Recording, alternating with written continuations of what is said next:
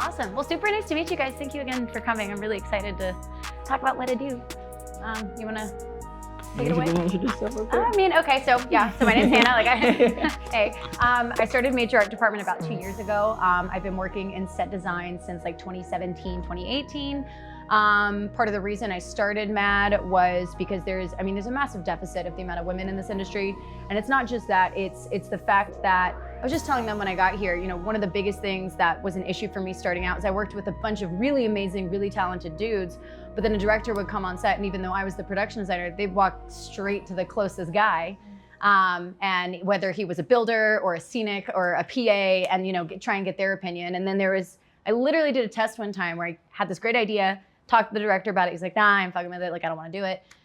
I was like, and I'm sitting there, I'm like, I know this is going to look good. I wish he listened to me. So I got my male counterpart to go up and say the same exact thing. Guess what we ended up doing? And so surrounding myself with like-minded women was really important. And so that way, if a guy came on set and wanted to talk to a man, I have a little bit of issues doing that. But then it's not just women that we hire either. Like, we hire a lot of really talented guys that, are comfortable taking direction from women, that want to be in the creative process regardless of who's running the show. And that's really, really important to make sure that everyone is getting equal opportunity.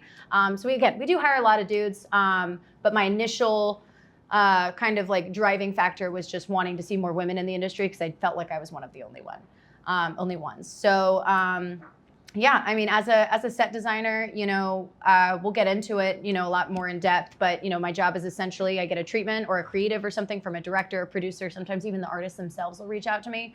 And then they'll either be like, hey, we've got this amount of money. Can you design something that will work for this creative? And I either say no, or I do it, or they're like, hey, design this, tell me how much it costs. And then we kind of go from there. So I'll get really deep into like the brass tacks of how that whole process works, from when a client calls me to when we're walking off set at the end of shoot, the shoot day. Okay, so question number one. So what got you into set design? I was working at Forbes Travel Guide. Initially, I went to college for journalism and for Spanish. And I wanted to work in PR, actually. I wanted to work in hospitality and journalism and that kind of thing. And since I'm bilingual, I wanted to, travel. Basically, I wanted to get paid to fly around the world, stay in fabulous hotels, and write about it, which I was on track to do. And then a friend of mine called me one day, and he was like, hey, I'm on this music video set. The art director isn't here. I'm just like an art PA, and the scenic didn't show up either, and we need this sign painted, and I know you can paint. Can you leave the office and come help me paint this sign? I was like, yeah, dope. That sounds like fun.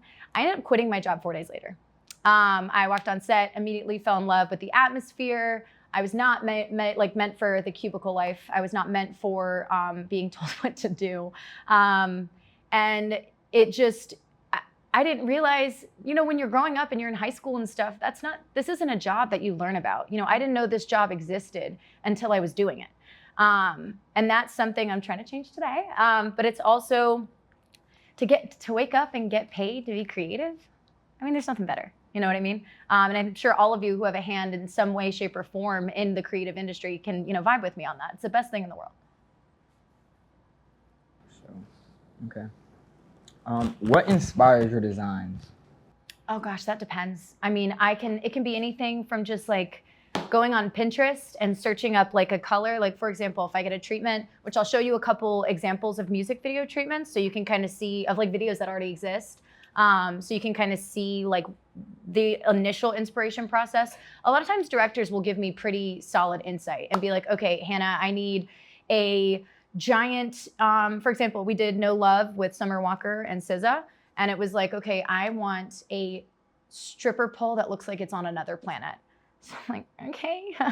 And, immediately my mind went to like, they wanted reflection. So I'm like, okay, it's got to be standing in water. And I'm like, okay, but we need another kind of element to it. Initially, she was like, no, we don't need another element. And then she walks on set and she was like, oh, this is kind of boring on its own. And I was like, oh, shoot. Because I didn't have anything else at that point. So I took a bunch of flowers that we'd already arranged from another set that we ended up not shooting. And then I sent all my girls into the water and we all just placed them all around. And it ended up with that shot with SZA and Summer Walker on the, pole. And then there's all the crazy flowers everywhere. So it's just, sometimes the directors will change their minds on set, which is really scary. And that's honestly, I think when I'm the most inspired is when I'm in full panic mode. And I'm like, I just have to figure out something right now or, I'm gonna be in trouble. Another thing is, y'all download Pinterest. I mean, if a director is like, hey, I need a blue set, my ass will literally go into Pinterest and type in monochromatic blue set. And I will go in and I'll take little things and little inspirations and things from there. Another thing is I will go onto like YouTube and I'll watch a bunch of music videos. I like to watch older ones because I feel like the industry right now is so saturated. I feel like we see a new music video, a new drop 15 times a week. There's so much content out there and I feel like it's all inspired anyways by the stuff that's like early 2000s, late 90s, those kinds of videos. Like, I mean, you think Missy Elliott's videos. I mean, those are arguably some of the most creative music videos that are in existence. And she was one of the first ones to do it. I'm heavily inspired by her and by a lot of her stuff. And actually, she directed Twerkulator, which is a video I got to do as well. So I got to work really closely with her and see how her mind works, which was the craziest thing I've ever witnessed in my entire life. But yeah, I mean, you get inspired from so many things, but one of the biggest things is you get inspired by what's not already out there. It's finding new stuff, finding something that hasn't been seen before. Even if you take something, you're like, okay, this exists, but what if I like flipped it upside down? Or what if I changed the color scheme? Or what if I added this and this and this? It's more about creating something that nobody's seen before. So you're inspired by wanting to do something different. Yeah, sure. So how long, like, if you had the choice, I know sometimes you get rushed. Yeah.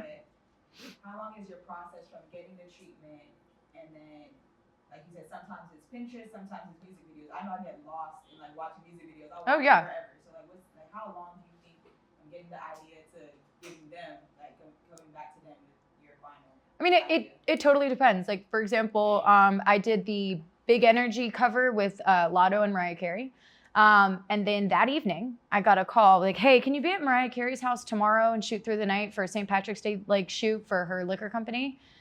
I was like, okay, and like, can you send creative and stuff over? And those situations, I will send them just a ton of freaking pictures. I won't really like kind of like hone in on anything and then just like basically cast a wide net and then pick up the stuff that I like the best once I'm actually in that process. A lot of times you'd be surprised how little time I get. Sometimes I'll get a call for a music video and they're like, girl, we're shooting in 3 days. Like we need renders right now. We need sketches right now. We need inspiration right now. And we'll be on a call with you in 4 hours. So a lot of times I don't get the time. And like I said, I think best when everything is on fire. So that I would say, I'd say that depends. It depends on the project. It depends on if it's something that I really like vibe with initially or if it's something out of my comfort zone. But it does change depending on the project, depending on the time frame, depending on the gravity and like the scope of the project as well. Yeah. For sure. Favorite types of sets to design? It's a hard question. My favorite types of sets are when a director calls me and is like, hey, this is my vibe, this is my budget, do something cool. I've been doing this for a while now, so I have a good amount of directors that I've worked with for a very long time and producers that trust my creative kind of vibe and know how I work and know the kind of stuff I produce. And a lot of times they won't give me many guidelines.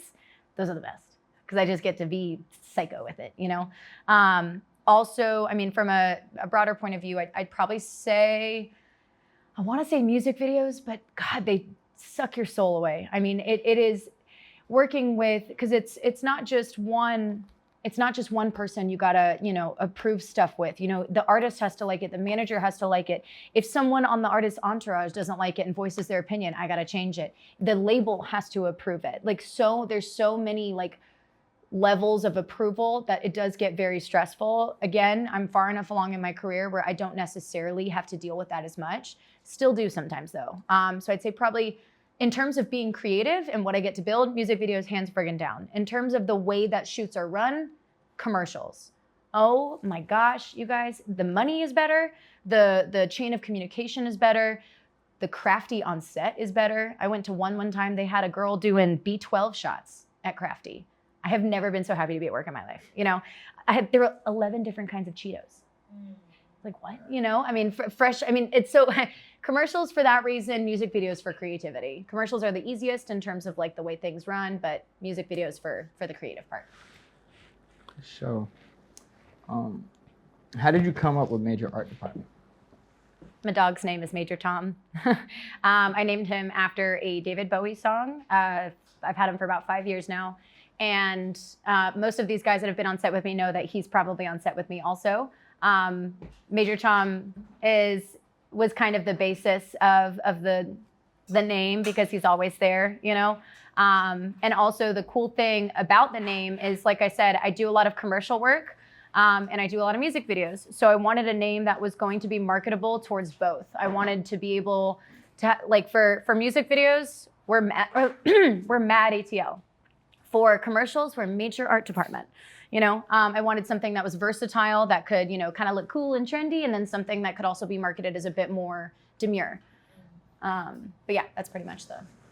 For sure. How do you go about picking props? Picking props is probably used to be my favorite part of the job. I think it's probably not one of my favorites as much now. Generally, I'll come up with a concept and I'll have like my go-to props that I definitely need. Like I'll design a space and I'll be like, okay, I see a curved mid-century modern chair with this kind of like style kind of in there. And then I send out my girls, and then a lot of them do the sourcing. A lot of times also, I mean, I have been doing this in Atlanta for years now. There are multiple prop houses here, which I'll tell you guys all the names. So if you guys ever want to go by and check them out, I really suggest that. They're also a really great place for inspiration. But, you know, I know all those prop houses pretty damn well. Don't worry about it.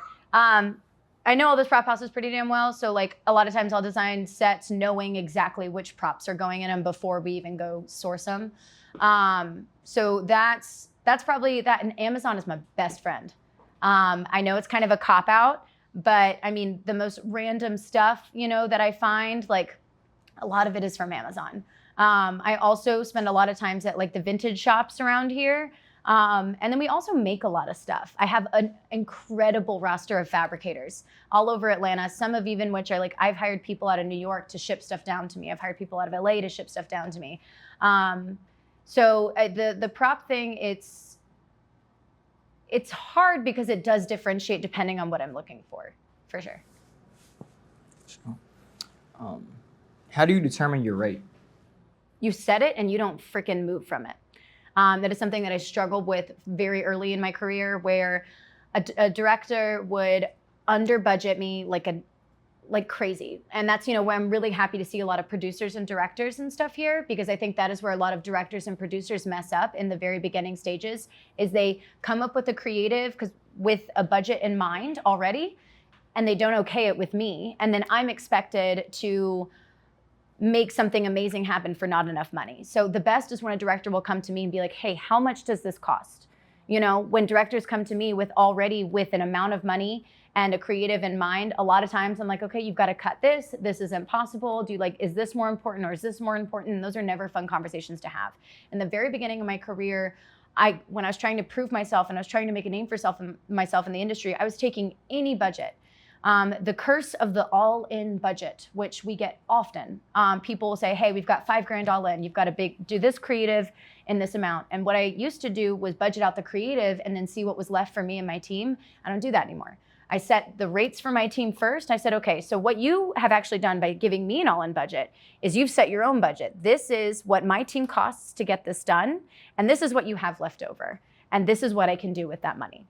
The biggest thing is this industry is so hard to get into. It is so hard to make a name for yourself. And there's so many hungry people out there that will do it for $100 a day, for $250 a day.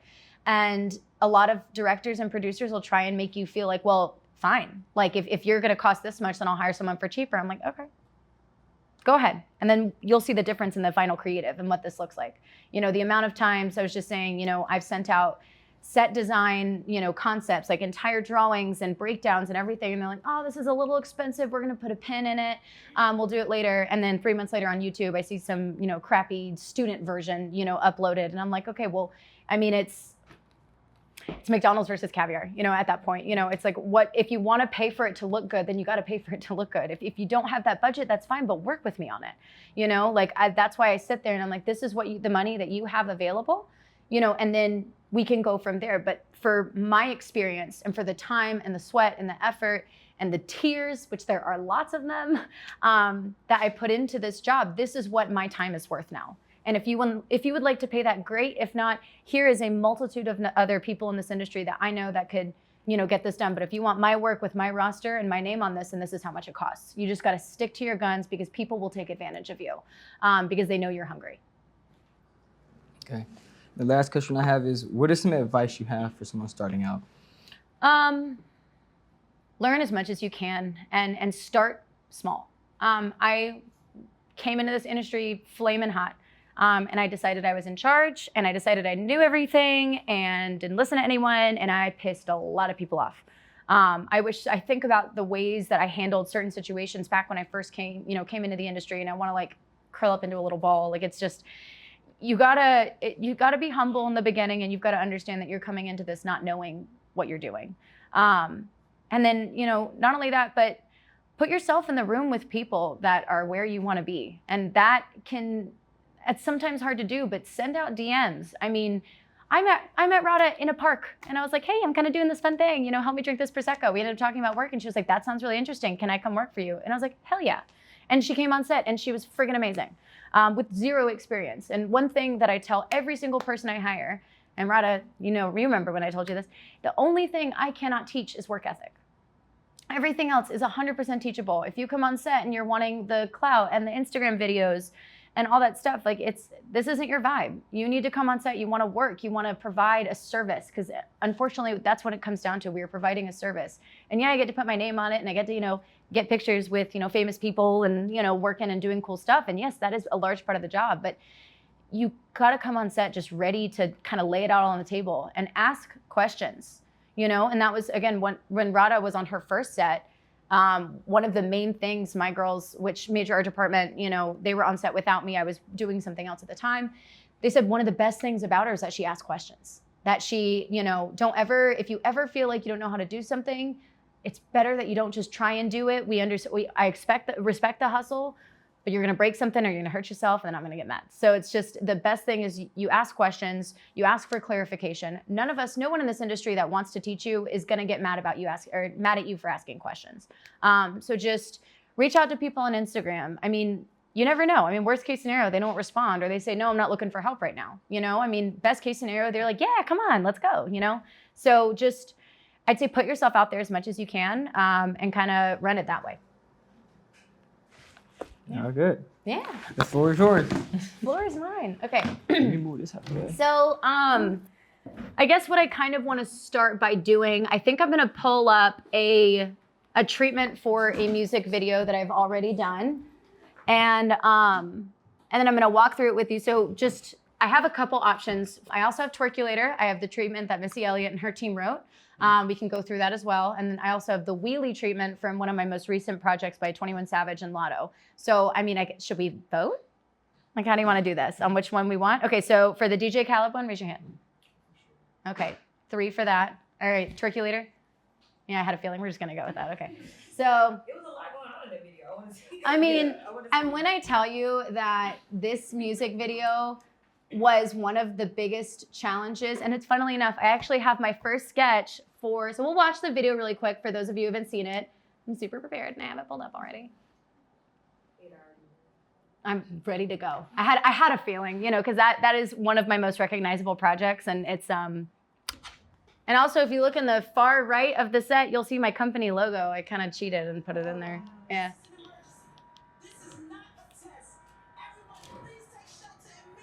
So when we have the big dance sequence, look in the corner, you'll see Mad Atlanta up on the right. I painted it. And Missy was like, yeah, let's go.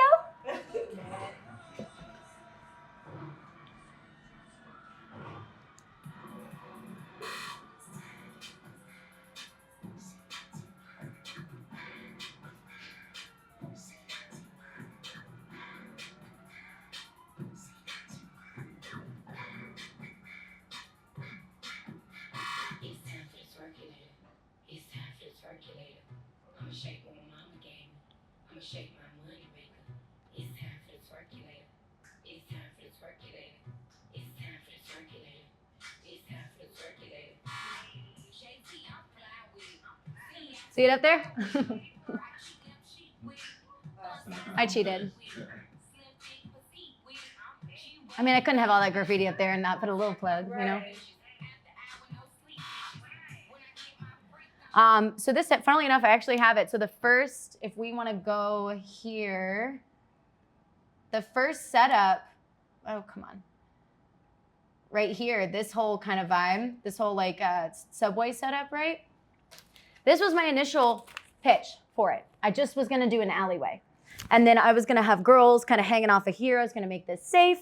I was gonna have like girls on the floor. I was gonna have a girl hanging from the clothesline. Like I was gonna have all kinds of crazy stuff. And then we're sitting there and I talked to the choreographer, Sean Bankhead, who is iconic and has done a bunch of music videos with me. He's amazing. And he was like, yeah, I'm gonna have like 20 dancers in there. That's not gonna fit.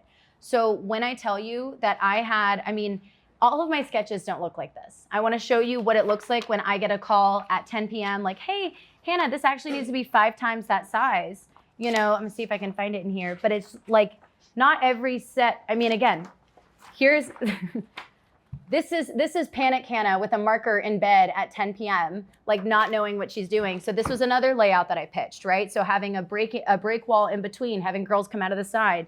Here's the MCM room that I literally drew over in order to like this was the final concept that you can see here that I ended up actually using. So my nice sketch didn't even get used. And by this point, there was no time to redo any of it.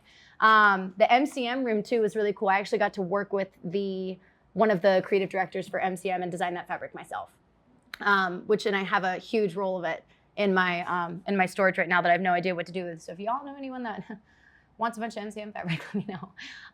But yeah, this one, I can show you the treatment now, so you can see this is the stuff before any of the sketches were made, before anything kind of came to light. This is what I was given by, their creative teams. So let me make this full screen for you.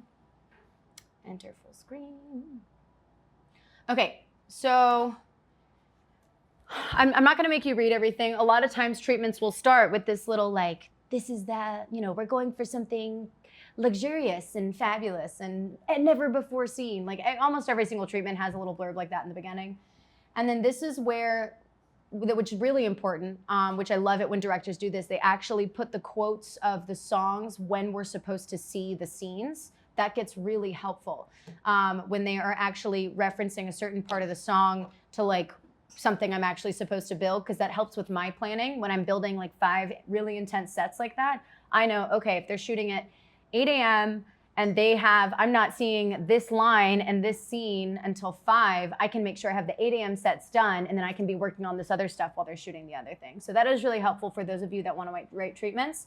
Also, visuals are the most important thing in treatments. I mean, they help me so much. Every now and then, sure, I'll get treatments that are just very, broad and don't really give a lot of insight into what exactly they're looking for. But then at that point, that's when I get to be super creative and I get on the phone with the director and I'm like, okay, what about this, and this?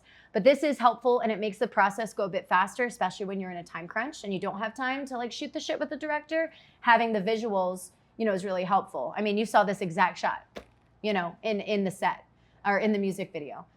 Which actually this was all green screen, so I didn't really have to do much for that, which was really nice. I was initially gonna have to build the clock, and that was one of those conversations where I was like, okay, I can build this clock, but then I'm not gonna have time to do this for the beauty store, or I'm not gonna have time to do this for, the city block scene. And then we finalized at the end, okay, then this is the one thing in this video that can be done in post.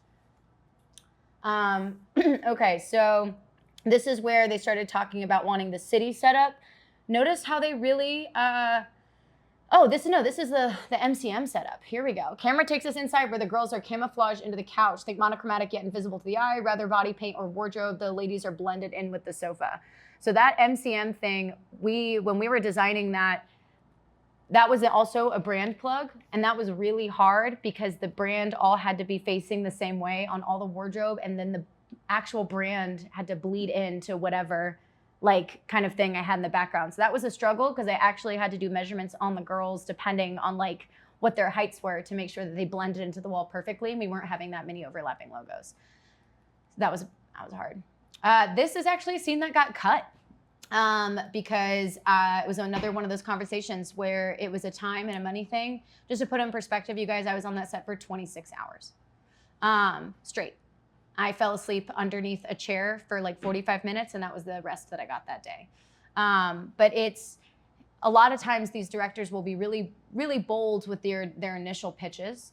And then, you know, once they talk to me or they talk to producers, once we get money going, then they start to scale back. So as a director, as a creative director, when you're pitching something, don't feel like just because of the money you have, you're not able to just put all of your ideas on paper, because then you get to talk to your team and you get to figure out what's most important to your narrative, what's gonna work in the budget, and what's gonna look best on camera. It's really important to have, you know, give as many options as possible, because at this point, you know, it really sucks when I get a treatment from a director and they give me like 3 huge, really intense, really expensive sets. And I'm like, you got to come up with something smaller, and then maybe I can do 2 sets and then we can do something smaller. But if you're giving me just a bunch of really expensive stuff off the rip, it's going to be a not fun conversation when you're having to scale back on budget. You start with big stuff, but then have little inserts and stuff that can maybe make up for things that you're not able to afford, whether it's with time or with money. So that was a cut scene there. So this was, that acrylic. You guys saw the you know, people dancing on top of the acrylic. That was an 8x8 sheet of acrylic that weighed about 800 pounds. That's a really hard shot to get. Just, you know, it looks really cool.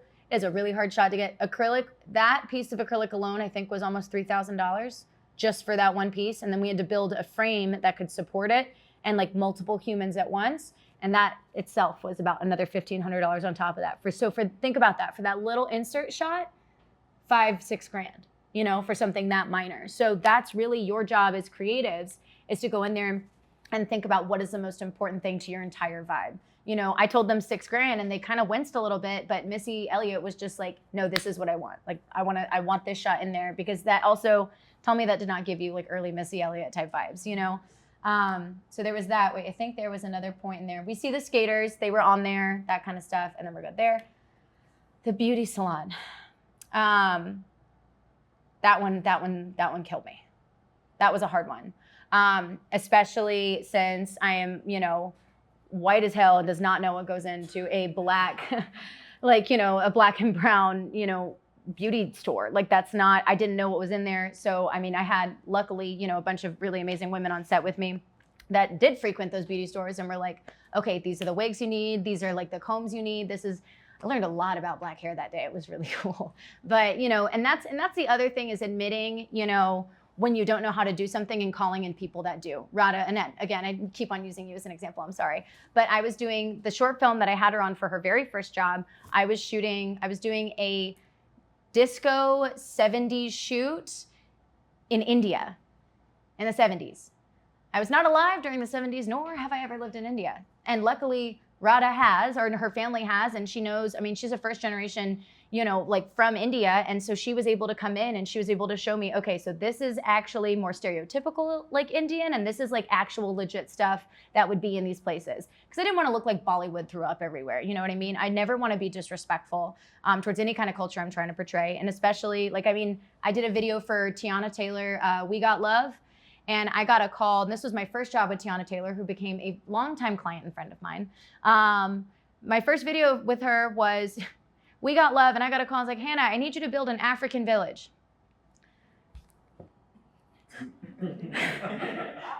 I'm like, and you called me?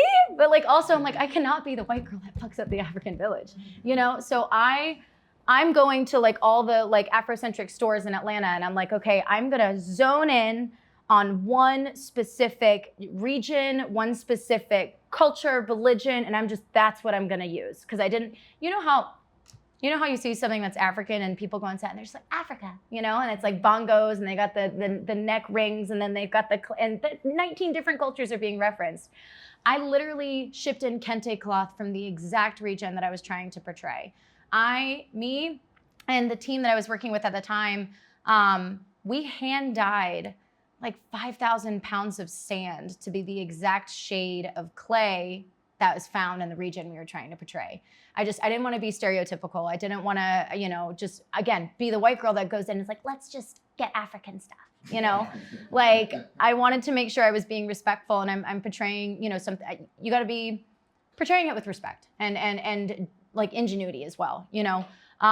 So that was another, this was one of these examples where I was like, I need help. So I got it, and the girls, you know, I think we did a great job. I mean, they made it look amazing. Let's see, and this is the Michael Jackson reference. But you know, this was actually where I got the inspiration for the windows. You see the two windows, and then in the actual final shot, you know, there are the two windows on either side. And you know, I wanted people hanging out of those windows, like, because I wanted to make sure that I'm incorporating things from the treatment, you know, into my final product. It was definitely, I mean, I'm compelled to literally go through my group text with the entire creative team, Missy included, of me sending, you know, crazy person sketches. Because I mean, you know, you'll see, I'll do something as intense as, you know, God, that was Family Feud. Okay, oh, here's the one for initially we were gonna do life-size buildings for that initial scene. It got real expensive though, so we did little ones. But you know, I'll be, you know, as intense as something like this, you know, when I'm doing a hospital scene, and then I'll go, you know, as crappy as I was with the ones earlier. And there's certain points when, as, you know, a director or producer, you have to realize, okay, the director's making changes. We have this amount of time. We're not gonna get renders. We're not gonna get brand new, like really thought out, colored, you know, 2-scale sketches this late in the game. That is something that will stress out your art team, that will stress out your production team. And it makes things really, really difficult. So yeah, with this one, initially you saw there were probably 8 different layouts that I designed for that setup. And the one that we finalized on was the one that I did in blue highlighter in the bottom corner of a page that I'd already sketched on. So it doesn't always, keep in mind, it doesn't always have to be beautiful. Your biggest job, and arguably one of the most important things about my job, is selling it. You know, if I can sit there and I can show you a sketch that probably isn't like super great and doesn't really explain a ton, but I can sit there and I can walk you through it and I can sell it to you, I mean, that's the most important thing. You have to learn how to talk to your clients. You have to learn how to paint a picture with words.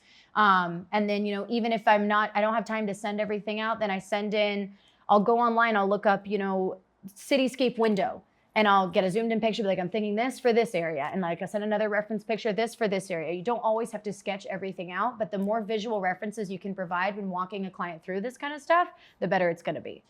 And then we have our cute little let's shoot slide at the end. I mean, and just, you know, I won't do as intense of a thing, you know, but then it's good for, I think it's good to show different kinds of treatments. So Colin Tilley, who is another incredibly talented director, I freaked out when I saw his name on this treatment. He's done most of Justin Bieber's videos. I mean, he's done a lot of really amazing stuff.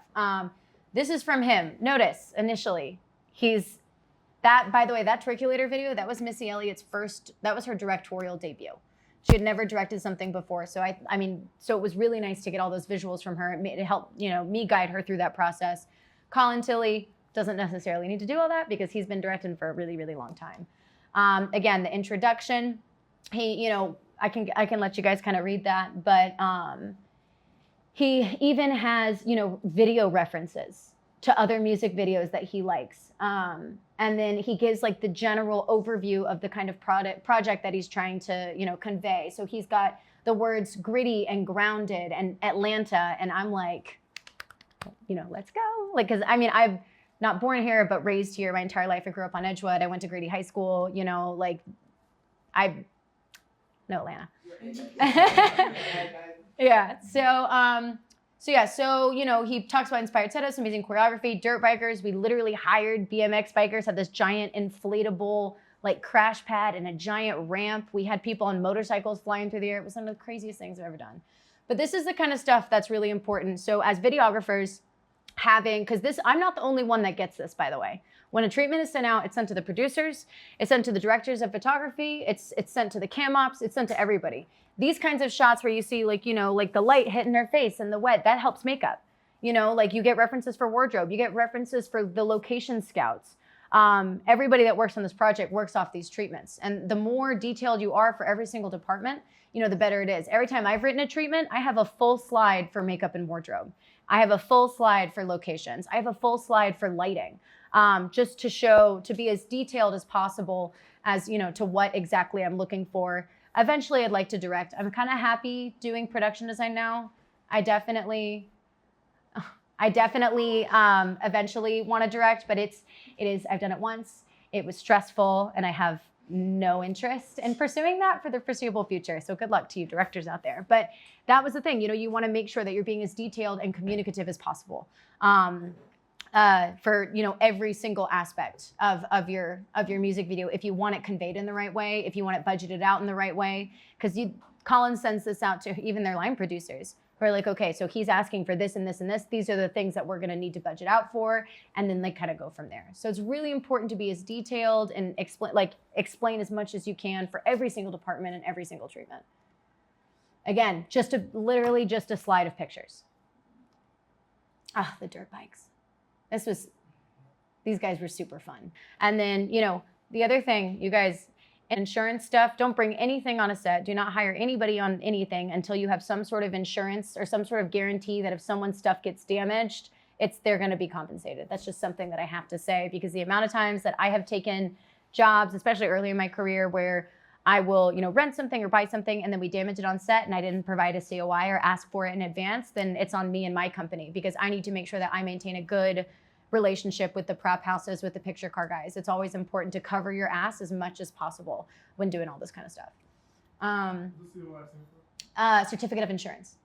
So if you have an insurance company or if you have an LLC, you can go out and you can, apply for insurance for your company. And so I suggest, if you don't have it for yourself, if you're working with a production company, make sure you're using theirs. And honestly, if you're hired by someone, always use their insurance. If it's your own project, you can use your own. But if you're being hired out by another person, use your own insurance. Okay, this was the mattress store. And this was super fun, because have you guys seen the wheelie video? Some of you maybe. So initially they wanted, I can show a picture from it, but initially Colin wanted this, he wanted Lotto to be the manager of this mattress store and put her in a cute little uniform and all that kind of stuff. And I, taking a big leap of faith and telling a director, hi, I know you've been doing this for, X amount of years and you've worked with some of the biggest names in the business, but I might have a better idea. It was the scariest thing I've ever done. But I did, and he actually ended up using my concept in the video, which was Lotto on, I have it saved. This was what I sent to him. I was actually on another set and I panic sketched this out. And I was like, what if, she's actually just this queen of the mattresses, and we have her on, we put dancers, right in front of her, all positioned out, and kind of make it more of a performance shot than a narrative. And he was like, hell yeah, down with that. So we actually ended up getting to shoot it. So it's really a toss-up, because I'd like to say you shouldn't overstep and you shouldn't, pitch things when you're working with people for the first time. But if you're really passionate about something, you really think it's a good idea, definitely put yourself out there. Just do it in a respectful way where you're not coming at them like, hey, my idea is better. But it's like, hi, I have a different take. Would this be something that you're interested in? But definitely put yourself out there, put out your ideas, because a lot of times, people are down. And the girls that I work with, the amount of times that I'll go to them and I'll be like, okay, so I'm thinking about this idea, what do you think about, doing this instead? Or do you have another idea? And they always have ideas. They always have opinions. One of my girls on my team, Savannah, actually came up with a whole setup for this video, and she's my art coordinator, and though she does have her hands in a bunch of other things on set, she took complete control over a whole area of the set and ended up being one of the principal shots. So it's you always want to be collaborative. You always want to put yourself out there. You always want to take ideas from other people as well that are on your team. You never want, the amount of times that I look back and I was like, nope, it's my idea and nobody else's idea. I want this just to be my project. They didn't look as good as they could have, because I wasn't taking, the ideas and the recommendations from other people. So I would say it's really important to listen to the people you have on your team. You have them on your team for a reason. Capitalize on that creativity, and everyone else has different experiences. Everyone else has a different eye, and the more varying kind of perspectives you can have, on a video during, in a concept, the better your stuff's going to look, the more versatile and the more new and unseen it's going to be. So we can go back to the treatment here. So there was that scene there. We have this, which we literally ended up getting, and thank God I was not responsible for this. I told them, I'm like, look, if someone could potentially die in some sort of stunt or anything on set, I don't want anything to do with it. And I go as far as even saying, if we're hanging stuff on set, whether it's a chandelier or something crazy from the ceiling, I tell the rigging team, I'm like, I am not a licensed rigger. I don't know how to hang this safely. I am not going to hang it. You remember with the disco ball, we for this last shoot we got a disco ball the size of a small car. And I told them verbatim, I'm like, I'll get this disco ball, but I ain't touching it. I ain't hanging it. Because the first time that falls on a talent person, guess who they're gonna look at? And I don't wanna be responsible for hurting anybody. So that's another important thing. Don't ever try and do it all yourself if you're not 100% confident. The most important thing on set is safety.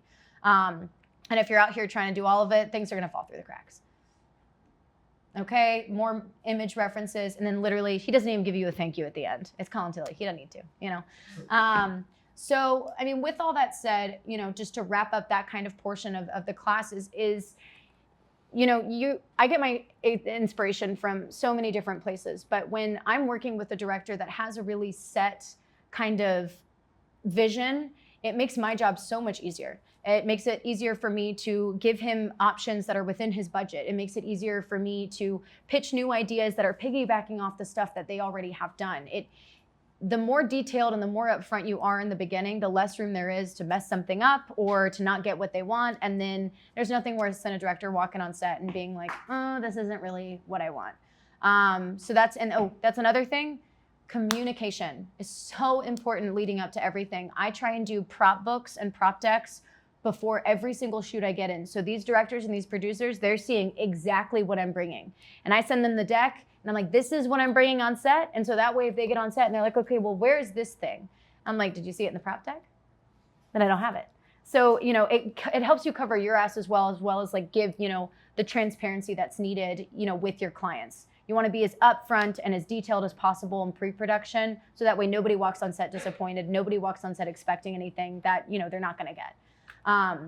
But, you know, when it comes to like inspiration and stuff, it is, I get it from everywhere. I get it from the people I work with. I get it from online. I get it from past music videos. You know, there's a ton of different avenues to kind of go down. And if I ever have a creative block, the best thing I do is I'll go watch, I'll sit online and I'll scroll through Netflix, some of like the unwatched movies and TV shows and kind of look at that stuff, kind of the stuff that isn't as popular, try and do something maybe that nobody's seen. Or, you know, you just scroll through Instagram, scroll through your Explore page, go through Pinterest, type in something. If you just are typing in like, you know, jail cell set, then you're gonna get 500 options for jail cell sets. Okay, I'm gonna take a little from here, I'm gonna take a little from here, take a little from here, and then just start sketching. Honestly, for example, I might I want to see if I can I'll pull it up on my phone. So I am doing a project coming up. I can't be too descriptive into what it's for or who it's for because I will get sued. So I saw this picture. Okay, can everyone see? Kind of okay, right? So it's just like this cool red arch stair thing. And I'm like, because I was completely uninspired. And I sat there and that was the first thing I drew on this little sketch. I know I'm happy to pass this around if you like. That was the first part of this set I drew and I just built off of it. And I'm scrolling through, you know, Pinterest. If you pull up a picture you like, you can scroll through, you'll see related pictures and things that kind of like maybe piggyback off that same vibe. And you just end up with like a smorgasbord of ideas and then you put it on paper. I would suggest everybody, if you are interested in learning to draw sets, look up perspective drawing tutorials on YouTube. I'm currently learning perspective drawing myself because right now I can do 1-point perspective. I'm trying to learn 2-point perspective.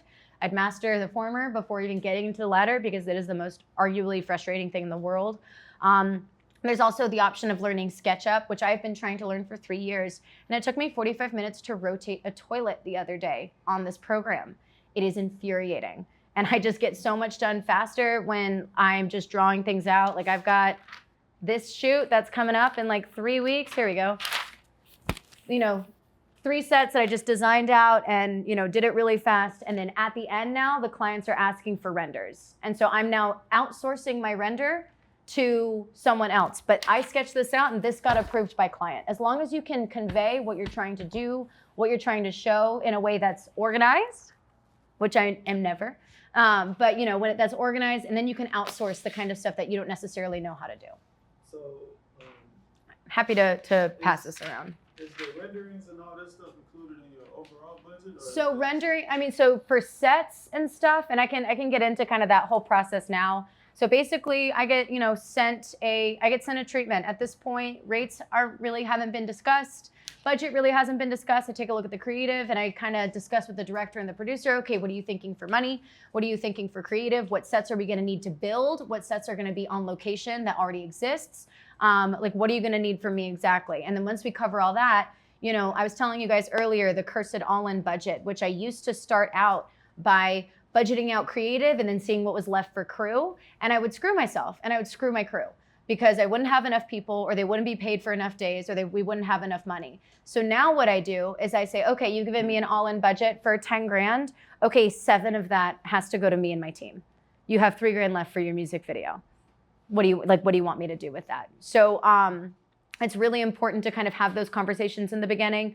When it comes to me as a production designer, my sketches, yes, are included. If I have to outsource a render for a client, which I rarely do, to be honest, I've probably had to do it 6 times in my entire career. Outsource a render, because a lot of times, whether it's for lighting or whether it's for a more commercial-based client, they want to see it, you know, digitized. That is basically what, you know, I will outsource that to someone and then I will put that in my budget as a line item. Like renders cost this. My sketches don't cost anything because that's part of my job. The part of my job is to design it and then send it out. So then from there, then I get on with my art director or my prop master, my art coordinator. And that's kind of who I start with. And we discuss, you know, okay, this is what these are the props that I'm gonna need. This is the vibe I'm going for and whether I have stuff already in mind or I'm like, ladies or men, most of the time ladies, send me options. Like this is the vibe I want. This is the, what I'm looking for. And then, I mean, they jump into action and I'm getting reference pictures immediately. You know, I have 28,000 photos on my phone and I'd say a good 19,000 of those are props. So it's just sending, taking as many pictures for whether you're the production designer or you're the art director, art coordinator, prop master, you take as many pictures as possible for your PD. Take as many pictures as possible for your director so that way you can send all that out and get approvals on everything. Because how do you know that this director maybe has like a personal vendetta against the color orange and you fall in love with an orange chair and you don't get approval on it and then you show up on set with it and he wants to smack you. You want to make sure that you're being as transparent as possible. So then we start with the props. And while they are handling the props, once I've expressed what I need from them, that's when I get kind of down to design. And depending on the director, depending on the DP, that level of communication varies. I love it when I'm able to just call them up and be like, okay, this is what I'm thinking. I'm working through this sketch now. Can I FaceTime you and show you kind of where I'm at? For the sketch you're looking at now, I think there's another, again, this is a brand new pad, so you're gonna have to excuse how empty it is, but there's a sketch before it of a little set that's clearly not measured out. Clearly there's no rulers. And I did that on FaceTime with the director. Oh, what if we do this? What if we do that? So having that open line of communication with your creative team is really, really helps in pre-production. You want to make sure that you're having, you're able to kind of express all your ideas and then incorporate their ideas into your design. So that way you're not having to draw sets out 15 different times. So from there, once I get all the sketches approved by all the levels of clients and all the levels of people that it needs to go through, then I make the super fun call to my builders. So I hire a bunch of different build teams in Atlanta. We have a couple favorites, but a lot of times there's a lot of work here. Stuff gets booked really fast. And luckily I have a lot of flats that, Mad owns. So we can kind of start out, we can rent those instead of having those custom built, which, can get really expensive and time consuming. But I reach out to this is Shaq. This is for later. But, that gets really time consuming. So you talk to your build team and then you get a quote on lumber. You say, hey, this is the lumber and the stuff that I already have. This is the design. How much is it going to cost? How many guys do you need to do it and how much time? And then I go back to the producers and the directors that have already approved the sketch and be like, okay, this is what it's going to cost. This is how much time it's going to take to do it. This is how much time I need on site. This is how much time I need off site. And then sometimes from there, they'll be like, oh, that's too expensive. And then we'll have to backtrack and I have to go back to the drawing board and then I have to go back to the builders. And I've done that process on one shoot, sometimes 4 or 5 times. It just depends on what is available, in terms of the production budget. So from the build team at this point, the other girls, the other Mad girls that are on the project have most likely compiled a very large list of props that I have to go through. And then we sit down, we have a team meeting and we go through everything. And we're like, okay, this is gonna go there. This room is gonna be this color. This is the stuff I need here. And then luckily, my girls and I, we we move like such a well-oiled machine now. You know, I send out the bat signal and they know exactly what to do. They know exactly what I'm looking for and what order I'm looking for it. And, you know, it's really nice because I don't feel necessarily like, I used to feel like I had to do all of this on my own. And so it's really important to build up a team of people you trust and people that are good at what they do in order to get your stuff done. Because I have so many girls, now I don't have to be the one going to the prop houses and taking pictures of everything while also being on the phone with clients and owing sketches to client and owing sketches to builders and having to price it out. I have a team that can help me with that now. And now I can focus so much more on the actual design and the client relations and all that stuff, and everything else gets done because I have incredible people that work with me. But, you know, I'd say delegation at this point in the process is arguably your most important thing that you need to be able to do. I am a control freak and I like updates as much as possible, but there are times, you know, where we're on such a short time frame where I got to put my trust in the girls that work with me. And I just got to be like, look, this is what I need. Get some options. We'll figure it out on set. You know, so it's honing in on what you're good at and getting people to work with you that are, you know, good at the stuff that you maybe aren't or don't have time to do. From this point, we start our build time and our prop sourcing time. So the build team, I'm managing the build team as well as managing the prop sourcing and purchases. My art coordinator, her job is to find vendors, and her job is to make sure that everything gets to set when it's supposed to, and it gets to set safely. Ratchet straps, ladies and gentlemen, are important. Learn how to use them when you are picking up props and organizing them in your trucks. Tie everything down because things break and then you got to pay for it and it really sucks. So at this point, everyone has kind of got their jobs. Everyone is out doing their thing. I'm managing things from a client perspective. And there are times where we'll be like nearing the end of a production or, you know, pre-production process. And I get a call and it's like, the artist, I know you were doing a monochromatic purple room and you've painted all these walls purple and your floor is purple and all your props are purple and all your furniture is purple, but actually we want it green now. The amount of times that happens, and I just got to be like, I have my power cry for like 35 seconds in like the studio bathroom, and I come out and I'm like, okay, let's do it. You know, it's a lot about operating under pressure. It's a lot about, you know, being able to change, you know, at the last minute, and to be flexible without being a pushover. There are certain times where that happens, and I'm like, no. We shoot in 8 hours. I'm not rebuilding this entire set for you because it's not just me that can't do it, but I'm not about to walk over to my team that's been doing this for 16 hours and say, hey, y'all got to do this all over, because there'd be mutiny. So, you know, it's important to recognize what you're able to do, what your team is able to do, and when you're asking too much of your team, and you have to be able to stand up to some of these clients. Be like, look, this isn't possible with your budget. This isn't possible with your time frame. We can't do these changes in this time frame because it's going to cost too much and it's going to piss everybody off. So that's like that kind of pivotal point in the shoot when things start getting done and people start actually seeing things in person and might want some changes. I'm not saying don't make any. I'm saying just, you know, be smart about the changes you allow them to make and don't put yourself in a position where you're not able to provide, you know, what you're saying you're able to. And then, you know, we get to shoot day. What's up? Oh, I had a question. Oh, yeah. How important is it to have a photographer on set? That depends on the client, to be honest. I would say for me, I love having BTS, and I love people being able to see the process and all the work that goes into this stuff. I mean, I think I have some pictures of like the Missy Elliott like prep time and everything. It is, oh, that's for another shoot. But, you know, I have, let's see. They might be in here, it might not. Okay, so maybe not, but I'll find them in a second once I get you guys working on your little like thing that I got y'all doing in here in a moment. But, you know, there's so much that goes into this, and there's so much more than what you just see on camera. You know what I mean? I mean, like, you got to think everything that you see in front of a camera when we're building sets, we put that there. A lot of times we're given an empty warehouse and we make it look like that freaking, you know, city block. You know, everything that is there was precisely put there with, you know, thought and consideration. And I mean, it gets stressful. It's a lot, you know, I'm not gonna lie, this stuff gets really overwhelming. I cry at least 3 times a week. Like this is a really, really hard job. But if you are organized and you have people that work with you that are, you know, driven and hardworking and that are willing to learn and ask questions, you know, it makes it easier. But this, you know, it's still hard. It's a hard job. You get a lot of no's. You get, try to take advantage of a lot. You work really long hours. Thank God I'm able to bring my dog on set, or else I wouldn't have one. I don't sleep very much. My social life pretty much consists of, hours between 10 p.m. and 4 a.m. And then I sleep for 3 hours and then I get to, go back to work.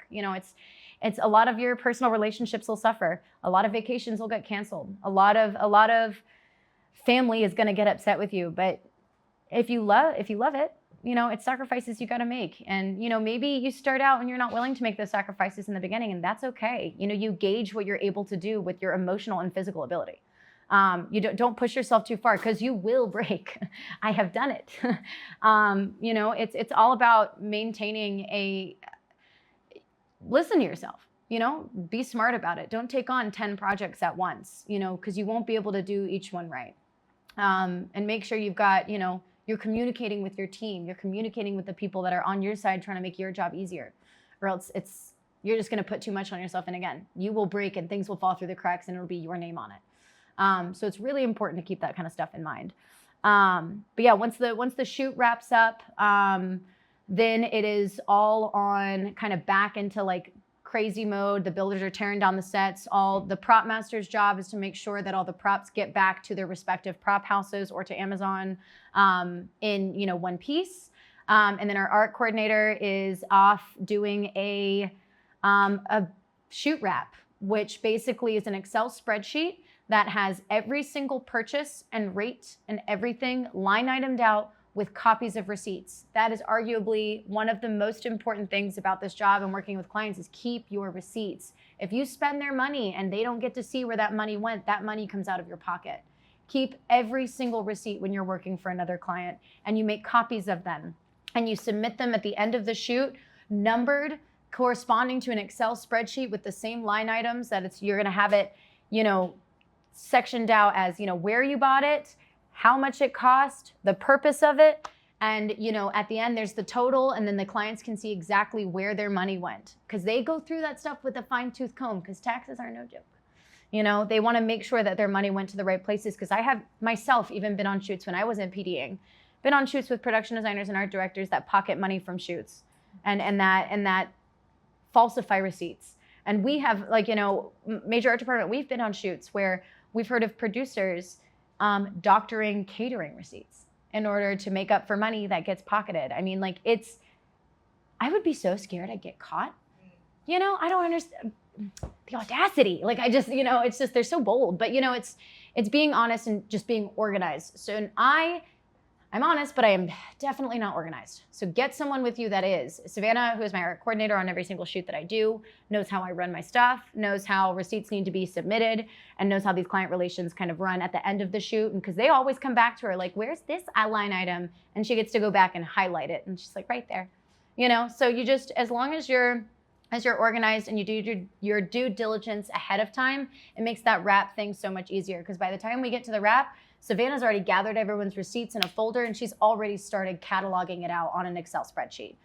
So it's really important to maintain a running budget as you're working.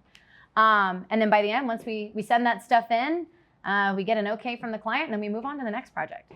So it moves very quickly. Sometimes everything that I just told you happens within 72 hours. We've had it happen within 24 hours. And then sometimes you get really lucky, and I got 3 weeks to prep, and it's like, oh my God, what is this, And then my work is, yeah, go on, Liv. Do you guys charge for the pitch with everything going on beforehand to get to the shooting point? Is there a situation where you might not get accepted to do the job and they go with someone else? Do you get paid for the effort that you made? Now that I'm at a certain point in my career, and this might sound a little, if I get the call, they generally go with me. If I'm getting hit up for a shoot and sent over the creative, the only time they'll go with someone else is before I even get to that point and I send in money. If they send me a treatment and I'm like, okay, it's probably going to cost you, I'll give them an overhead number. If I'll get a treatment, I'll be like, just by looking at it from off the top of my head, I think you're gonna, for all in art department, I'm thinking you're gonna hit somewhere between 30 and 45 grand. If they're like, whoa, that's way out of their budget, I'm like, okay, call me next time. But once I get into the brass tacks of designing stuff, I've already been hired and those conversations have been had, which is why it's important to set those expectations early on of how much things are gonna be cost if you're not given a budget to begin with. Anyone else? Any questions about the process? Sure. How are you protecting your artistic integrity? Like, you understand, like, how are you making sure people aren't ripping you off and taking your idea and possibly going to somebody else for cheaper? Like, They literally do that all the time. so what do you do about it? You just pivot? Cry a little. And then generally at that point, I mean, it hasn't, to be honest, it hasn't happened in a long time because like I said, once I'm hired and once I'm sending in sketches, I'm hired, you know, and at that point, if I have to pivot on sketches, if I have to pivot on budget, I'll pivot with them. But back when I first started, I do remember, because I'm just like trying to get shoots because nobody had any friggin' faith in me in the beginning. Nobody thought I knew what I was doing, and I really didn't know what I was doing. But, you know, I'm sending out I'm like getting a treatment. I'm immediately doing all of that work. And then they'll be like, you know, too expensive. 2 months later, I'll see it on YouTube. It's, you know, it's a rendition of something that I designed. And there's even times now where I'll design a set and I'll put something together and it'll be out online and I'm like super proud of it. And 3 weeks later, I'll see a competing art department putting out the same thing, but watered down. It happens. But you have to keep in mind that, like I'm sitting here showing you pictures of sets that I get inspiration from. You know, everyone is kind of inspired by each other. So you really can't get too caught up or hung up on who's ripping off who. And as long as you're making it different enough and it's clearly not the same thing, believe me, I have had sets ripped off almost like shot for shot. And that sucks. There's nothing I can do about it. The labels, however, can go after whoever shot it, you know, and they can go after the big dogs on the project. But when it comes to me, I'm a contract worker. I provide a service, I provide a design, it gets shot, and then I'm off the project. If that production company wants to sue someone else for copying my stuff on their project that I was hiring for, that's up to them, but I can't do anything because that service no longer, like that creative no longer belongs to me once I build it for someone else. You feel me? Anybody else? Yeah. Do you have a process on kind of like reviewing over all the previous work that you've done? So I have a reel. I actually haven't done one this year. I can pull up our company website if you guys want to see that with our reel on it. If anyone wants to watch it, we can show this just to kind of once that loads. But you know, on here I will have, since I don't have it necessarily reflected in my reel because that is a really long, hard editing process. And when you're starting out, once you get enough projects under your belt, get someone to make you a reel. If you got any friends that know how to edit, get them to make you a reel because that is how I've booked so many jobs with this video. It's not even funny. Now I can send them my website and I try and update it as much as I can. You know, we did a bunch of those Earth Gang videos that came out recently for their new album. Those are on there. We did the Lotto Wheelie video. We did a Food Network show that's not shown in there. We did the KFC Jack Harlow campaign, which was really awesome. That was a fun one. You know, we have a bunch of stuff on here that isn't reflected in the reel, but that's how I keep it kind of updated. And then, you know, we even have a BTS reel or a BTS kind of page on here. You know, that shows just kind of behind the scenes, which is why, you know, Dries, it's important to have a photographer on set. You know, if you're trying to build your brand, you definitely want photos of you guys doing your thing that aren't loading. Here we go. Oh, this was here, the Jack Harlow Buffalo Wild Wings commercial we also did. I guess we had a thing with Jack Harlow and chicken, but, oh, here's that Twerkulator set. That's the, this was the beauty shop. This was a hard one. So that's what that looked like off camera, which was super cool. And then it was awesome. This thing back here was open in the back so we could stick all the models in so they could stick their heads out and do the wig thing. And then we put wigs in between their heads. But that was what that looked like. All of these signs and stuff were designed by our graphic designer, who's also our prop master and also our set decorator. Her name's Julia, and she's the bomb. And that's another important thing to recognize on set. You know, you guys, like, be very careful with logos. You want everything to be personally designed. You don't want to get in trouble. You don't want to be getting a call from someone else saying, hey, use my product without my permission. Because then that, oh, here's a BTS photo of Twerkulator when we were building that ridiculous, you know, cityscape, if it decides to load. But yeah, I mean, it's, the BTS part is really important. It shows the work, and it shows, you know, if you're able to show your clients like, hey, this is all the other stuff I can do. As soon as that's not going to load, so we'll just go back to the reel. Oh, I'm sure it was. He's taken a lot of BTS for me. Yeah, babe, what's up? So I know you said that delegation is very important, like as you go up. So I saw like all the sets that you were doing. So how often are you like hands-on, doing things? I try to be as hands-on as possible, but the girls on Mad, they have this thing they've coined, the Hannah thing, where I like to come on set and touch everything that I'm not supposed to, and I unorganize everything, and I make my job harder for everybody else, or make the job harder for everyone else, because Savannah or Julia or Kelsey or Marty spend hours organizing a prop table, and I'll need something, and I'll go in there and just mess it all up, and then they'll have to come in and basically redo it. So I try and be as hands-on as I can without messing up the stuff I've already delegated to other people. There are times on set where, we get into crunch time and I'm having to do stuff that, Julia does or Marty does or Kelsey does. Like I'm having, on Torculator, I was in there throwing fake concrete at the wall to get it done in time. You have to be willing to jump into, whatever position is necessary. The more spoiled I've gotten as my career has kind of grown, it's sometimes hard for me to want to do the physical labor part, because that part isn't fun. I don't like to sweat on purpose. But, there are times where you have to recognize, this is your team. And if you're sitting in a chair while everyone else is busting their ass, that's not gonna look good. You wanna make sure that they feel supported and they feel like, their boss is in there with them, sweating it out and being miserable. Because sometimes it is. Yeah. Anyone else have another question before I play the reel? No? Yes? From a producing standpoint, is there anything that a producer can do to make your communication with the other departments easier? Connect us in the very beginning. As soon as you hire us on the job, you immediately connect us with the director and the DP, and then we have an art chat, like whether it's an email chain or whether it's a text chain, and we're immediately in there talking from the get-go. Because if I design something that's like super dope, the director, the producer likes it, it works in the producer's budget, it works for the director's vision, but then the DP comes on and is like, how am I supposed to shoot that? How am I supposed to light it? We don't have budget to get cameras that are gonna shoot this correctly. Like that's all stuff that needs to be considered from the get-go. You need to make sure you're talking to those people from the very beginning and you're, expressing as much as possible. There's also the times where, God, it's the worst thing, where I spend ages designing a set and building it and putting it together, and then I see the way it's getting shot or I see the way it's getting lit and it's wrong and it doesn't look good. And when DPs and directors and producers don't communicate with me, and I built the set, I designed it, I know how to light it, I know what's gonna look best.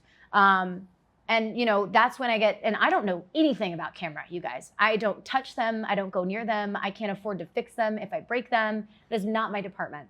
But so that I talk to the DP and I'm like, okay, well, if I make it this small, are you gonna be able to fit a Steadicam in? Or are you gonna be putting a camera on a dolly track? Like how are you going to be filming this, and how can I design it so it's easier for you, so it works for you? What kind of shots is the director trying to get? Same thing with lighting. I'm like, if I build a set and I paint all the walls with a super crazy high gloss paint, as soon as they try and light it, you're just gonna get spotlights and you're just gonna get sharps like all over the place, and it's gonna look terrible. I have to make sure that I'm communicating with them so that I know how they wanna light it. They know like the vibe I'm trying to give off. It's a really, really collaborative process in the beginning, and the more communication you have is way better. Let's see, anyone else? Any questions before I start this puppy? Yeah. And what's your preference of communication? Because I know I heard you earlier saying like, just call me, don't text me till like. Yeah, everyone that has ever worked with me or tried to work with me I have 1,201 and one unread text messages right now. Probably Sean Bacon in there. I don't even want to know who's in there. It gets really overwhelming. Today alone, I've been on 4 hours of calls. Yesterday, it was more like 6 or 7. And it's 4 or 5 different projects that are all happening at the exact same time. So for me personally, if you're trying to hire me on something and I haven't talked to you previously about the project, please God, call me. I'll answer if you call me. If you text me, I'll be like, oh, that looks cool. I'll ask for it later. I'll do it later. And then I get 50 other people that text me about the other projects I'm already on, and that gets buried. And that's why I have 1,201 unread text messages.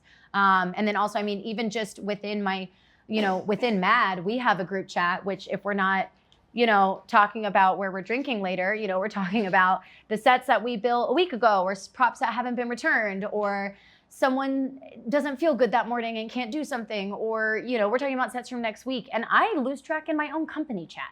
And there's stuff I miss in there all the time. So text messages for me, if you're hiring me personally, this is not necessarily for every production designer in the world. Please God, call me.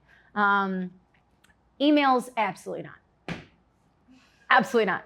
I hate emails. I have probably 30,000 in my inbox right now. More or less, just call me. Okay. Yeah, just call me. All right, so I'm gonna play my reel here for everybody. And again, this is 2021, so this is not including shoots from June of last year to now. And we've probably done at least 40 or 50, so enjoy. Is it gonna work? There we go.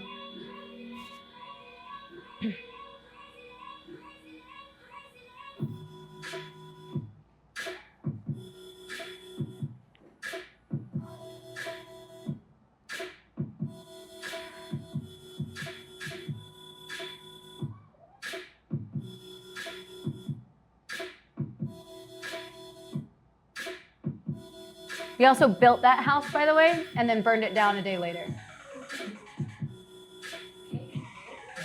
Yeah. I also found 13 puppies on that set and got them all adopted.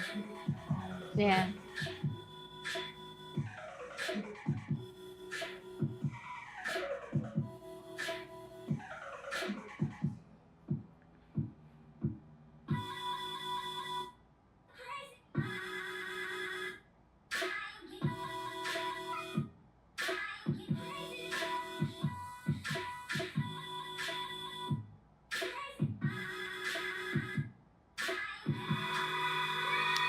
That was that.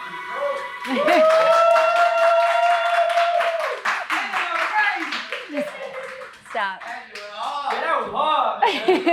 So that was edited by my friend Aries. I can tell you guys his Instagram if you guys are looking for a great video editor. He's amazing. He's a little expensive, but holy crap, is it worth it, you know? His Instagram, if you are interested, I will tell you right now. You better have 20 new followers. I know, right? You're like, who Is- was talking about me? It's I-A-M Aries. So I am Aries. And just say, you know, you got his information from Hannah from Major Art Department, and he'll get you sorted. I'd say, if I'm going to be completely transparent, I paid almost $500 for that, which I was quoted at $1,500 plus for some other editors, and that is what this stuff costs. The amount of time that goes into editing. I've seen this stuff edited. It is hard. I've seen music videos edited. I've been in the editing rooms, and it is so intense. And I mean, he's edited that to the beat. He had effects on that shit, like that. Well worth my money. And that's something, if you're going to invest in your brand and you're going to invest in your company, this is something you need to have. Whether it's a website, whether it's a reel, whether it's a portfolio with just a bunch of pictures in it, you know, just start building your stuff from the beginning. I have a note in my phone of every single project I've ever worked on. And it's, you know, it's a lot. So, you know, keep track of everything you do so that when it comes time to show someone what you have done and what you're capable of, you have record of it. And that was, God, I forgot about so many of those projects. Like, I mean, the amount of stuff that we do, I mean, it's like seeing those for the first time, you know? I was also one of those, so I did Drip Like This back in the day with Young Dolph and Lil Baby, and I actually ended up working with Young Dolph really closely for a super long time. He was a really good friend of mine. And he was one of the first people that wasn't like a producer or director, that was an artist, that was like, hey, you're super dope. You should, like, we should collaborate. Like, you should come work with me. And he was one of the first people that really gave me that like initial, like, hey, you don't suck, and like, keep at it. And I know you work hard, and I see something from you. He was one of the first people that ever said that kind of stuff to me. So I owe a lot of like my current, you know, status, I think, to, you know, his positive words back in the beginning of my career. And it's all about finding people like that and surrounding yourself with people that believe in you from the get-go, because it gets really, it's, like I've said 1,000 times, this is really hard, and you get really discouraged really easily because, you know, I know it sounds like me saying, okay, I really started doing this when I was 22, 23, and I'm 26, about to be 27, and I've been very fortunate to have accomplished all this. It does not feel like it's been 3-4 years. I feel like I've been working for 10 years.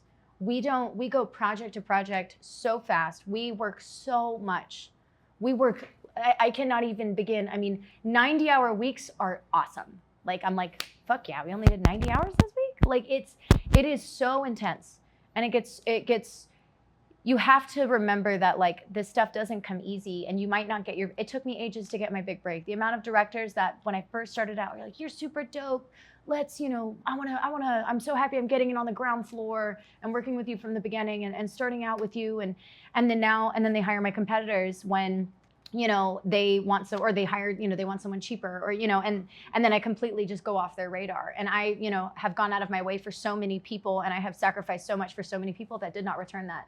But the great thing is I have such great people around me now, and it took a long time to get there. It took a long time to get those people. I used to work with an art department that went out and started their own art department without even telling me, and a lot of that was like I said in the beginning, I came into this industry really hot and really mean and really uninformed. And I, acted like an ass for the better part of the beginning of my career. And it pushed a lot of people away, pushed a lot of people off. So when I started MAD, I had to start from the bottom. I had to relearn how to do my job correctly. I didn't just get here. It wasn't just a steady incline. I mean, this whole job, I feel like, has just gone up and down and up and down. And there have been months where we've gone without work. There have been times where we've gotten these really amazing project opportunities, and then it all falls through the cracks, and I've done all this work and it's all for nothing. I mean, there are so many instances in this career that, make you want to quit. But what it comes down to is this is the best job in the world. Like, I get to travel. Like I've been to two other countries this year, on work jobs. I've been all over the country. I do all the Apple Music Up Next little documentary things, and I've traveled all over with them. I've met some amazing, incredible people, and it just, once you find your people, you keep them with you. Loyalty goes a long way in this industry. And the girls that stuck with me when I was not getting the big clients or the big budgets, and they were working unpaid days, and they were, just today, my entire team, where I was sitting at home panicking about this, my entire team went and moved our entire storage unit full of all of our props into a much larger storage unit, and then went to they spent hours in the blazing heat moving all of my stuff for me. And the thing is I own major art department outright, but these girls treat this company like it's theirs as well. And it's something that I will forever be thankful for. And I'm very lucky to have people that are so dedicated to what I do and trust me so much. But it took me a long time to find that. So, don't get discouraged. Make sure you're keeping the right people around you. And you're going to have a lot of people that are going to come into your life and try and piggyback off your success. And some of them I have had many people that have, made me feel like I could trust them, and then come in and taken what they needed and gone off and done their own thing. And that's okay. I'm still where I'm at. I'm still teaching night school at Camp Kirk's Computers. Like things happen, and shit goes wrong. It's normal. Every single, regardless of what career you're doing or what you pursue, you're going to get screwed over. You just got to continue to believe in yourself and the people and believe in the people that you've got around you, and you'll be fine. So with that inspirational kind of anecdote finished, I'm going to have y'all design a set for me. So I did bring a couple of rulers. They've been passed out already. I've got 3 more up here. If you don't have a ruler, here you go. You can also use, I have many a time. That's why I have graph paper for everybody, so you can measure out per, like cube on there. You can use a straight edge, whether it's the side of your phone. If someone wants to use this, they can. It's anything works. And the way that I normally do it with graph paper, which if you guys don't have graph paper, there's some right here. I passed them out earlier. Is I will do 1 foot 2 feet is 1 square. And that's how I scale out sets. So I would do a 1-to-2 ratio for sizing. So 1 foot equals 2 squares, or 2 feet equals 1 square, or even generally a flat, which is a portion of a wall, which we use to build our sets. They generally come in 4x8 sizes, or 4x10, or 4x14. So sometimes if it's a really big set I'm doing, then I'll do 1 square as 1 flat. So it'll do 1-to-4 ratio. So just whatever you prefer. For this one, I don't think you guys aren't going to need to do really big sets. I'd say for every square, that's about 2 feet. So this concept summary here will start. The concept of visual will have a boogie in a mirror house with multiple versions of himself looking in caps, real fly. We will have him going through different setups for multiple performance shots to show how much of a movie his life really is. This will be a visual feast for the eyes of his audience, for his audience cinematically. So this was the thing that I got excited about. Everyone's seen Get Out, right? That set, or us, thank you. Us, thank you. God, that's, again, I'm on 3 hours of sleep, ladies. So Us, this is one of the best like set design, like production design sets like ever. I love the way this whole movie was shot. The simplicity in the production design really makes it chilling. That underground bunker, that's a build. They built that. Like it is, I love the production design of this movie. Thank you. So he talks about this mirror room, right? And if you guys have seen Neon Demon, it's really friggin' creepy. If you like creepy, weird movies with great production design, Neon Demon is definitely a good one. Arguably my favorite movie though, just if you guys wanna watch it for production design, it is a foreign film. I speak Spanish, so it isn't that crazy for me, but it's called Pan's Labyrinth. And it has some of the most iconic sets that I feel like, in my opinion, have ever been built on a movie set ever. And then also any friggin' Marvel film ever, you know? I mean, but Pan's Labyrinth is one of my absolute most favorites because that's one of those ones where you can tell that the DP, the director, and the PD worked really closely to really bring like this other world to life. But I would really suggest watching that. Any of Wes Anderson's movies, I mean, it's very much a style, his movies. But God, they're beautiful. Marie Antoinette is another big favorite of mine because I've been to the Palace of Versailles. I have like a really weird obsession with Marie Antoinette and have done since I was a kid. Like for my 10th grade history project, I literally made her out of cake because, you know, she said, let them eat cake. I mean, long time obsessed with her. And so that movie I really loved because they did shoot some of those scenes in Versailles at the castle or at the palace, but they also had to recreate a lot of these sets because that's historical as hell. They're not going to want grip teams in there, you know, attaching stuff to 500-year-old wallpaper, you know. So they had to recreate sets exactly, which as someone that does what I does, I mean, that blows my mind. That is so hard to do. Because I mean, you get down to even like the detail and the molding they replicated. I mean, it's all so intricate and it's a really beautiful film. But with this one here, sorry, back to this. So one of the things I think I'm gonna have you guys, this one, I'd love to capture a shot of Boogie in a dressing room with clothing lines going in opposite directions behind him. This takes us to his first verse. Here he'll be walking down a hallway performing the first half of verse 1. I want to get a lot of clothing lines to the side of him. Models will be trying to offer him to try these clothes on. Let's light this up real bright and vibrant. Mountains of Money. I have a personal rule now because I've been doing this for so long and I started in rap music videos that if a video treatment has 2 of the following 5 things, I do not take the project, and that is trap houses, lots of money, strip clubs, guns, or drugs. If you have a combination of 2 or more of those things, I do not do the thing because the film. And it's not because of any moral thing, because I have made hella cocaine bricks at my house, fake ones. Maybe. But you know, I have done all of that so often. If I have to burn one more pot on a stove to make it look like they've been cooking something they're not supposed to, I'm gonna put a bullet in my head. You know, it's something I'm tired of. It's been done. And so that's just my personal creative, you know, me being a brat. Like I just don't take those jobs anymore. For Shaq, I'd take it. Okay, Boogie will be in a room with 2 models rubbing on him. We've got the movie theater shots. We're back to the mirror room. What I think I want you guys to do today is this mirror room or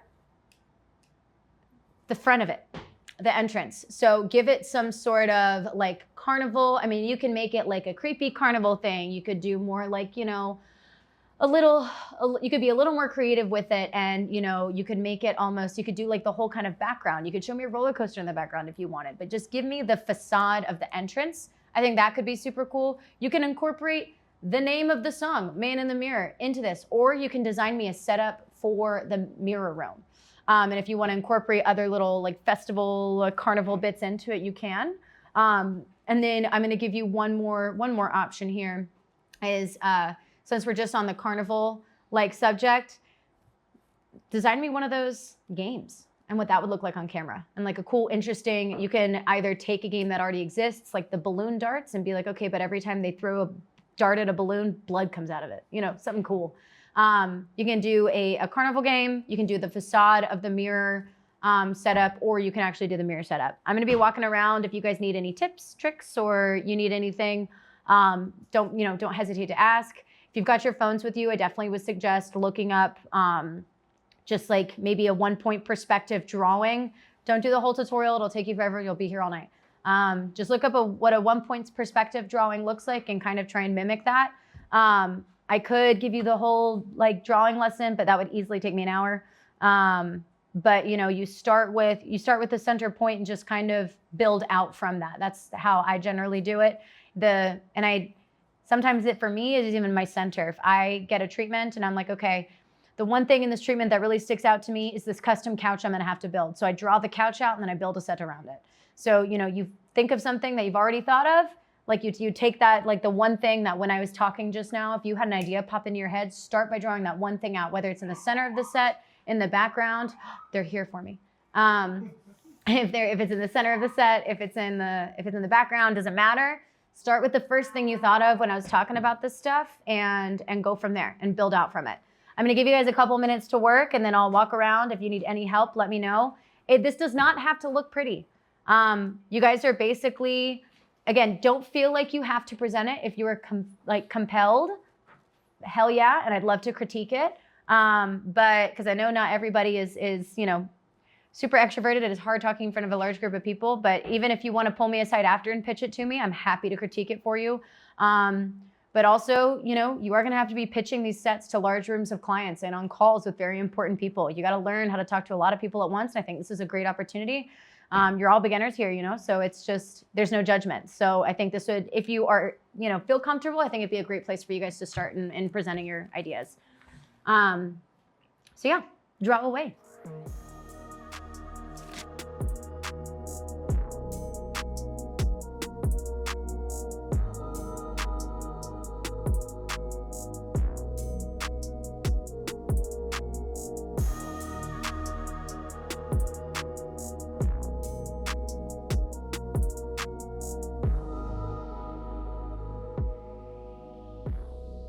All right, I think that's good. I think we're done. Thank you guys so much for coming. I had a really nice time. I was hella nervous walking in here, and I think I went okay. Not good. but of course. And if you guys have any questions, I know we got to get out of here by 10. So if you guys have any questions, like I said, I do not answer text messages. I really don't. I'd love to be that person. I'm just not. DM me on Instagram if you have any, you know, have any questions or anything, or if you want me to look at your sets after the fact, you know, I can hang around for a little bit as long as, you know, these guys will let me take up their time. And then if I don't get to you, that's totally fine. Again, just DM me on Instagram, be like, hey, you know, I want to kind of do this. And then, you know, with Major Art Department, you know, we are always hiring. We are always looking for new people to add to the team, male or female. And if this is something, you know, you're interested in, we're probably hiring our next round of interns in the next 2 months. So thank you guys so much for coming. I appreciate it.